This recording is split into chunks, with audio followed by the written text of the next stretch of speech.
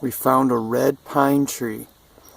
And a red pine, or Norway pine, is a valuable, fast-growing timber tree, and it is usually also related to the white pine. The wood of this tree is often sold as white pine, and the wood of this tree is close-grained. It's pretty medium in texture, and it's very light wood, which makes it real nice. It does grow rather quickly, and this tree, thousands were planted years ago throughout New York State. So there's a bunch of red pine, and you could tell it's red pine. Well, what you see right here is the bark.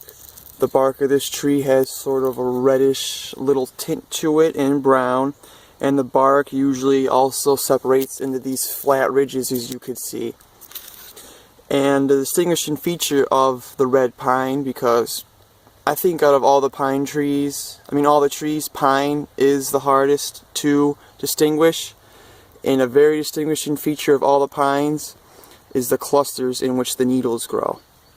Now, a cluster of the red pine is 2 needles, and many of the others it's 3 or 4. They all have a specific number, and it's 2, and it breaks or bends pretty easily wherever you push it. Now, the red pine also is very related to the Scotch pine, which also has 2 needle clusters, but the Scotch pine is sort of reddish brown bark, orangish brown, where this is red, as you can see. And the fruit of this pine, it is a little cone about 2 inches long. It takes about 2 years to mature, and when it's ripe, and it has no spines or prickles on it after the 2 years, and it's like a light chest brown color. Usually ripens in September. But yeah, these red pines are nice.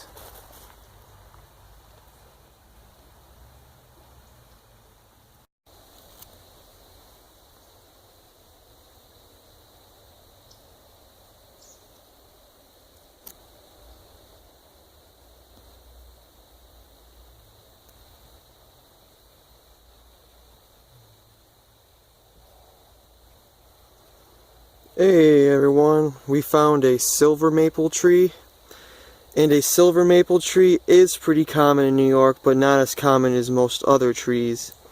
And the wood actually for the silver maple is super soft, so it isn't a very good idea to let this tree get pretty close to your houses and cars and grow really big, because it will break off. And the bark on the silver maple in young trunks, as you can see, it's pretty smooth and gray in color, with a kind of reddish tinge, as you can see, a little red in there. And when it gets older, as you can see, it becomes more brown and red in color, and sort of the bark is long and kind of separates into these pieces that you can just kind of flake off. And the twigs of the silver maple are really similar to the red maple, or it's a sort of, you can see they're sort of reddish in color, dark or brightish red. And a distinguishing feature of the silver maple, actually, if you do break or crush a twig, it will have a rank order that none of them other have. And the leaves, see, this maple has kind of eluded me, because every leaf on this tree seems to do something different. It's crazy. Everything, some are rounded lobes, which tell me it's a sugar maple. Some look just like a silver maple. Some look like a freaking black maple. This thing's crazy. It's been eluding me forever. But I'm pretty sure it is a silver maple. And the leaves are simple and opposite, as you can see. They get to about 3 to 5 inches long. And particularly the middle 2 are very deep at the mature level, and they're very serrated. And below, it's hard to tell her with the fall leaves, but the tree does have a very white silvery underleaf, which is where it gets its name. And up on the higher tree, the limbs and everything look more silverish than gray, which is also a distinguishing feature. And these do have very large wing, helicopter fruit or samaris, whatever you want to call them.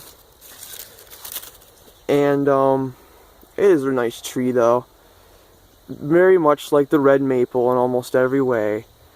And this tree in the fall, as you can see, it will get tints of orange and yellow, red, but it'll actually turn brown before all the leaves fall off and just turn brown and fall off, instead of just staying that nice awesome color all fall.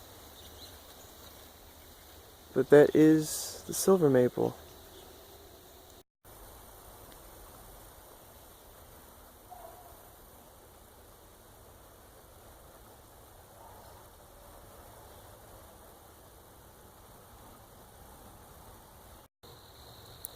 We have here a box elder maple, and a box elder maple is actually a pretty wacky tree because it is a maple.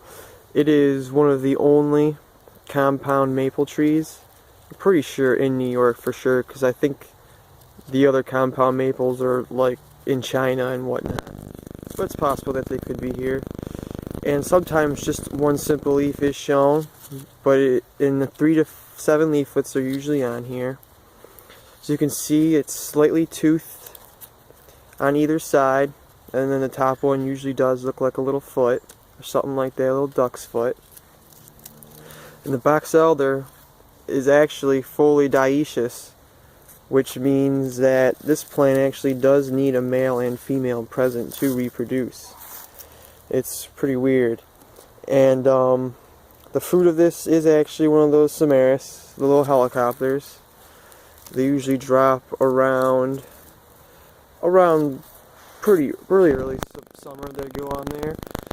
And the wood actually for the box elder maple is extremely soft. And this tree, as you can see, does shoot out in many trunks pretty close to the base. So that also gives it no value really to cut. What it mostly does, its biggest value in the woods, is actually hold the soil down on creek sides for erosion. So it's doing really what it's meant to do right here in my little creek, holding the soil. Yeah, that's a cool little tree.